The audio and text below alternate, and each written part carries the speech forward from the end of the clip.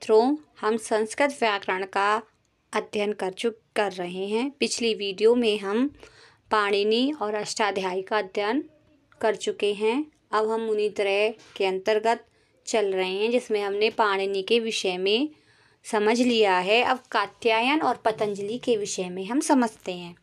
तो कात्यायन का जो समय था वो 500 ईसा पूर्व से 300 ईसा पूर्व के मध्य माना जाता है।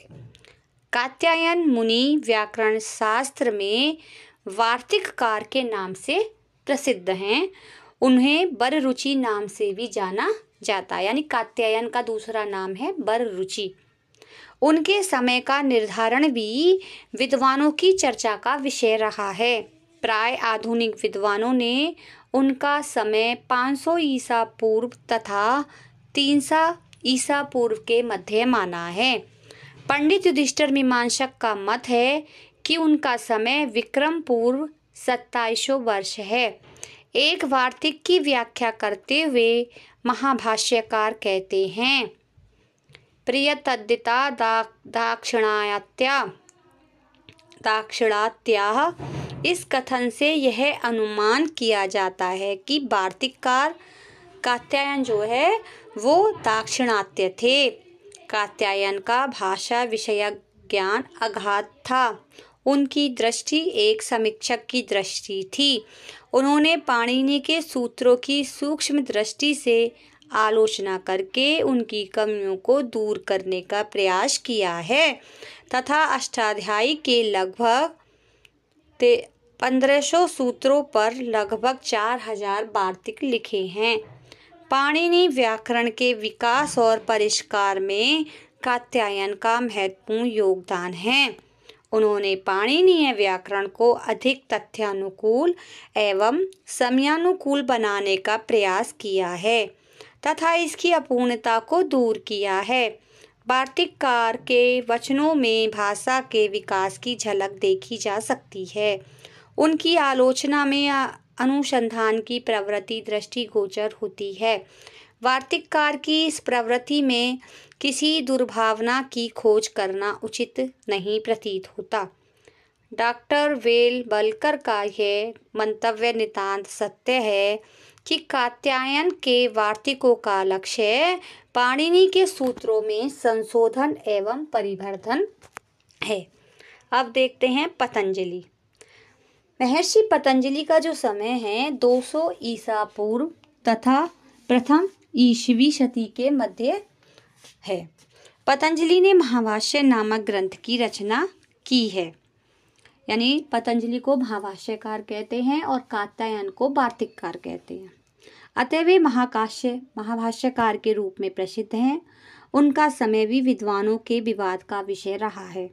कुछ विद्वानों के अनुसार उनका समय ईशा की प्रथम शती है। डॉक्टर बेलवलकर ने उनका समय 150 ईसा पूर्व माना है। इस मत का आधार यह है कि महाभाष्यकार ने एक सूत्र की व्याख्या में लिखा है, इह पुष्यमित्रम याजयामः। यहाँ पुष्यमित्र को यज्ञ कराते हैं। इस प्रयोग से विदित होता है कि पतंजलि ने पुष्यमित्र को यज्ञ कराया था। फलतः वे पुष्यमित्र के समकालीन थे। इतिहासकारों ने पुष्यमित्र का समय 150 ईसा पूर्व माना है। अतः पतंजलि का समय भी यही है। इसके अतिरिक्त अन्य प्रमाणों से भी इस मत की पुष्टि की गई है, किंतु युधिष्ठिर मीमांसक इस मत को स्वीकार नहीं करते। उनका विचार है कि भारतीय गणना के अनुसार पुष्यमित्र का समय 1200 ईसा पूर्व के लगभग होना चाहिए, इसलिए पतंजलि का समय भी वही होगा।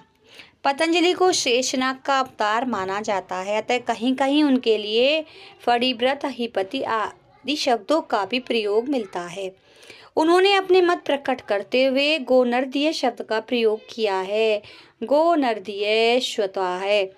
इससे विदित होता है कि गोनर्द प्रदेश के रहने वाले थे। व्याख्याकारों का अनुमान है कि जहाँ गाय बैल अधिक हष्टपुष्ट होते हैं अतः विशेष रूप से नाद करते हैं। आधुनिक पंजाब और हरियाणा आदि संभवतः यही प्रदेश पतंजलि का निवास स्थान रहा होगा। पतंजलि ने पाणिनि के मुख्य सूत्रों तथा कात्यायन के वार्तिकों की सोदाहरण व्याख्या की है। पाणिनि के प्रति उनकी अत्यधिक श्रद्धा प्रकट होती है। उन्होंने पाणिनि के कतिपय सूत्रों का प्रत्याख्यान भी किया है, किंतु वहाँ लाघव एवं तथ्य निरूपण की दृष्टि हो रही है। पतंजलि के मतानुसार जिस भगवान पाणिनि का एक वर्ण भी निरर्थक नहीं हो सकता, भला उसके दोष दर्शन का दुस्साहसन कैसे किया जा सकता है। वार्तिककार के वार्तिकों की भी महाभाष्यकार ने व्याख्या की है, उनकी उपयोगिता पर विचार भी किया है। साथ ही सूत्रकार एवं वार्तिककार के वचनों की समीक्षा करते हुए अपना निर्णय भी दिया है। पाणिनीय व्याकरण के महाभाष्य के मंतव्य सबसे अधिक प्रामाणिक माने जाते हैं। यथोत्तरम मुनीनाम प्रामाण्यम, इस न्याय के अनुसार पाणिनि के वचनों से भी अधिक पतंजलि के वचन प्रामाणिक हैं। वस्तुतः पाणिनीय व्याकरण के बड़ी निश्चित रूप का निर्धारण करना पतंजलि का ही कार्य है। अब इससे आगे हम अगले वीडियो में देखेंगे कि द्वितीय युग में क्या हुआ था। धन्यवाद।